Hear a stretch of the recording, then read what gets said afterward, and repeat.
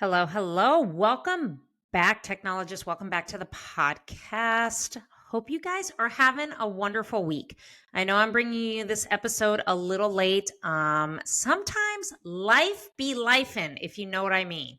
So, just working back to back shifts. I've had to work 4 shifts in a row. It was my weekend to work, and the weather is getting colder in the Midwest. So, there is just a lot of things happening. Plus, I am taking part in something called the Winter Arc. So I am on day 44, and the struggle is real. When it comes to, when you're working on a goal and you're trying to accomplish it, and I'm giving myself, that last 3 months push to get to the goal of 145 pounds, more muscle on my body, and making quite a bit of money in my business. So, lots of good things happening. Lots of good things happening for the CT Educator as well. So, one thing that I am working on, and I think I said this in a previous episode, is the CT Educator is coming to YouTube. So, yes, in January of 2025, the CT Educator will officially be on YouTube. So you will see the actual live video recordings of this podcast, along with a lot of how-to videos and a lot of educational content. So stay tuned for that, as I will drop the date on when that will be available and live. So super excited about that. I wanted to do it this year, but I have so many things going on with the holidays, kids, work, and just a ton of things that I'm just not going to be able to get to it. So stay tuned for those updates. So if you're on my email list, I will be releasing that as well. Or if you follow me on Instagram, make sure that you guys stay tuned for that, because I will be releasing the date on when that will drop live in January of 2025. Okay. And some more housekeeping is, if you haven't heard me talk about it, and you're probably sick of me talking about it, I am super excited because I have created a group coaching program for new CT technologists. So I have several things that I offer in my business. So first thing is I offer a 6-month group and mentorship program where you come inside, you get on-demand courses. I drop a live course every single week for the next 6 months, so that you can stay tip top on the latest and greatest in CT, keep your CT training just tip top, and just be the best go-to technologist you can be. So you get 6 months with me. I go ahead and I not only coach and mentor you, you get courses, you get PDF files, you get the CT Blueprint ebook, and you get just a bunch of educational material so you can be the go-to CT tech. So that program is priced at $5,000. There are payment plans for that. I also offer a 90-day CT Blueprint program where for 90 days you get to come in, you get some on-demand classes, courses, files, educational material, you name it, you get it all.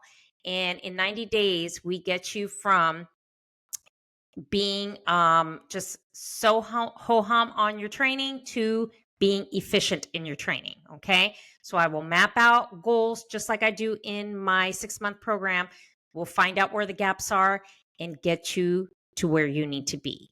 Okay. This will prepare you so that you are registry ready, so you can take that CT registry and feel confident in passing. Okay. That program is $1,500. There's also a payment plan for that. I drop one live course each month for 90 days. Okay. Then I also offer a 101 CT basics and concepts. If you just kind of need a course to kind of get you started, that is $350, and that's available now. So all the links to all my programs are in the show notes. Okay. So let's dive into today's episode. So in today's episode, I kind of wanted to do something a little bit different. So what we're going to be talking about in this episode is a 8-week CT training checklist and some simple steps that you can start applying today to get your training on the right path. Now, there is going to be a PDF document attached to this episode that you can download for free, because I'm going to be diving deep into each week for 8 weeks on what you should be working on as a new technologist starting your CT training. Okay. I wish that a guide would have been available like this for me, because I think it would have made my training a lot easier and I probably would have learned a lot more. So I know that this is a dire need, especially when new technologists are coming into the department. X-ray techs are cross training. This is a really good resource and a really good guide to help you along the way. Okay. So like I said, you will get free access. A link will be in the show notes so you can download this checklist. Okay. So how I'm going to go ahead and kind of explain and just kind of piece this together in this episode is we're going to start out with week 1. Okay. And I've kind of, made some notes so I can kind of just go step by step on how this is going to work. Okay. And all this will be in the PDF guide. So you're new to CT. It's, week 1, day 1, whatever the case is. Okay. What I think CT technologists need to start out with is you need to know where everything is in the department. Okay. So week 1 is basically knowing where all your supplies are, where everything is stored, where contrast and saline are stored, IV access when it comes to IV start kits, needles, where the sheets are, where the blankets are, because those are things that are important. Okay. And I think those are things that, and it might sound, redundant. It might sound small and just like, who cares? No, but it's something that we need to know. Okay. The next thing is the computer systems that you use when you look up orders and you look up all the CT exams that need to be scanned.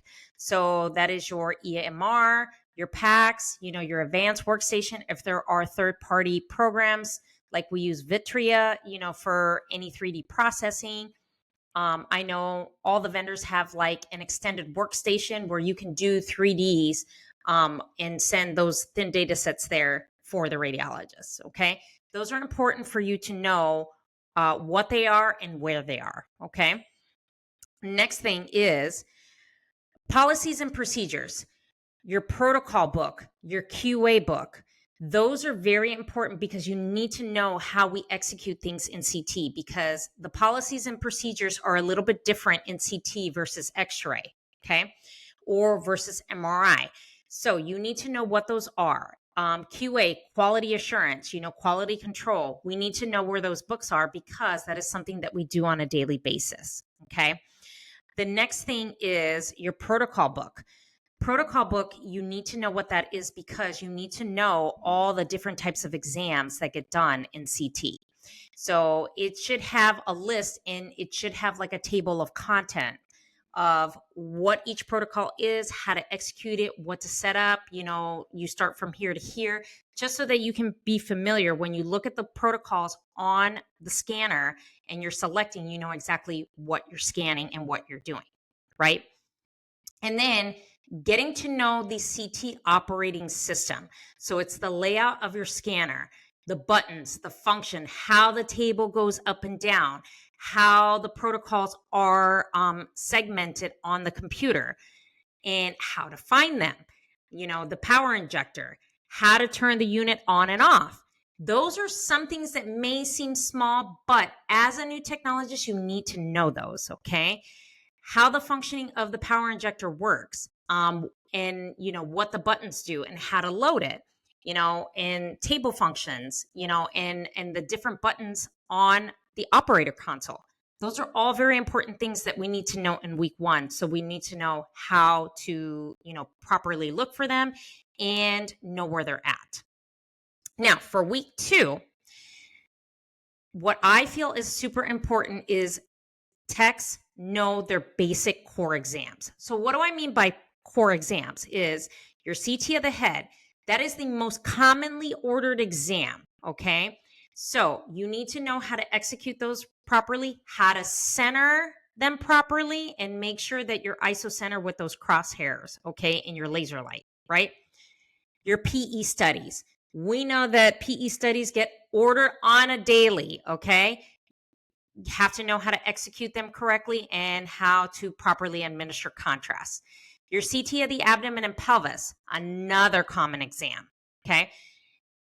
Those come with or without contrast. So you need to know how to execute those properly. And then another common exam that I see, and they're usually ordered together with the CT of the head, is a CTC spine. Usually, if there's trauma, falls, things like that, make sure you know how to ISO center that and scan that correctly. Okay. So those are kind of your core exams. I've just picked, 4 of them because those are the ones that we see the most. And those are the ones that you need to master, especially in week 2. You have to learn how to scan. Okay. Learn how to properly center patients for the exams. Set up the exams correctly. Make sure you go through all your recons and know how to do your processing. Learn how to set up the power injector because PE studies and abdomen and pelvis exams require IV contrast, right? Know how to administer them correctly, know the flow rates, the amount of contrast, the timing, and how to check for proper IV access. Those are all things that you need to know in week 2. Now, for week 3, learning how to review orders, review the labs, allergies, and special considerations when it comes to patients. So what do I mean by special considerations? This is your pregnant patients. This is your dialysis patients, patients who have a very high creatinine or a low GFR, okay? We want to make sure we take extra caution when it comes to that and get physician approval if we are to inject because of medical necessity. Contrast allergies, okay? Your diabetic patients. Those are things that we take into consideration because we have to handle those in a different way.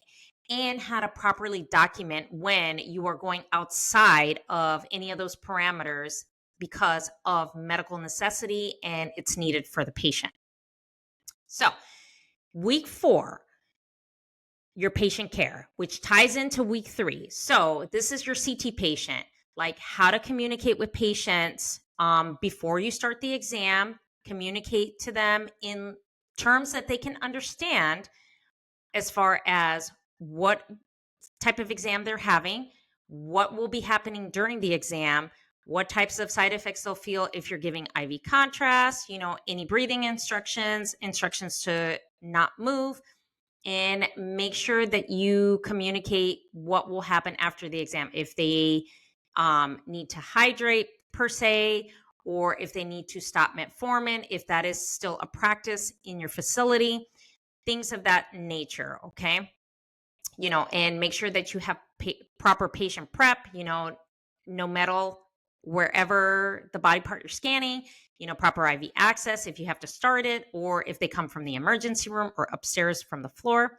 Make sure that you know how to execute that patient care. Now, in week 5, we're going to start getting a little bit more technical.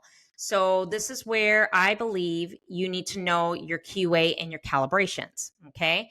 So your QA is to measure the standard deviation and making sure that all the appropriate factors when it comes to the different densities that are seen in CT are within the correct parameters, okay? So that is super important. And then your error calibrations, that's to make sure that your unit is still functioning properly and everything calibrates to what is required per your physicist, okay? And documentation, that's why we have QA books, because we have to document the numbers. Because if we're either below or above that 3 to 5% deviation, then there's something wrong with all the densities. And then, your scans are going to look like shit, okay? And that's where our physicist has to come in and test it, and possibly, the vendor has to come and readjust those. Okay. So that is super important. And those are very, very important to keep your CT unit running efficiently. Now, in week 6, I think we can start talking about what's the difference between axial and helical scanning. Now, I know when you're learning your basic core exams, that is something that it's important. But I think in week 2, you need to just learn how to scan. Not, all the technical details just yet, because I think you need to get comfortable. So in week 6, it's axial and helical scanning. So to tell what the difference is between both of those scanning modes versus, axial and helical. Now, I could tell you, axial, we do it more with head imaging. Okay. Helical scanning, we do with all the other body parts, especially with chest and abdomen and pelvises. So that's where you go in and you're going to learn the difference between those scan modes. Okay. So axial, think of it as more of a step and shoot. Okay. Where helical, it's just the x-ray tube and the table is moving continuously around the patient together. Okay. Now in week 7, still going to get more technical because I think at this point you're starting to learn more about CT, is talking about the difference between scan field of view and display field of view. So your FOV and your DOV. So the difference between the two and how it affects image quality, because there is a difference. Okay. And in this guide, I will kind of briefly describe all these things that I'm talking about on this episode. And then in week 8, the difference between raw data and image data and how both are used and what cannot be reconstructed and how you distinguish between both of them. Okay. As far as raw data and image data. Okay. So I've kind of put together this PDF guide. I feel it's very helpful for technologists, and then you can just kind of run through and apply it to your CT training. Okay. So that is it for this episode. I hope that all these steps were very helpful. And don't forget to download the free PDF guide. It'll be in the show notes so that you can, apply this and complement this with your training and possibly implement some of this stuff, right? So make sure you check out the show notes. Come join my program. We're going to have a lot of fun, and I'm excited to teach you all the things that I know about CT and share my knowledge, okay? As always, if you have a CT question or you have a interesting CT story, make sure to email me. My email is in the show notes. It's at contact@thecteducator.com, or you can follow me on Instagram at the CT Educator, where I share a lot of educational reels. I do Protocol Mondays, and I do a lot of good stuff to keep you in the know. Also, make sure you join my email list, okay? So with this free PDF guide, you'll have a chance to join my email list because I send out emails every week on the different things that I talk about education-wise. So thank you so much for listening to this episode, and I will chat with you guys next week.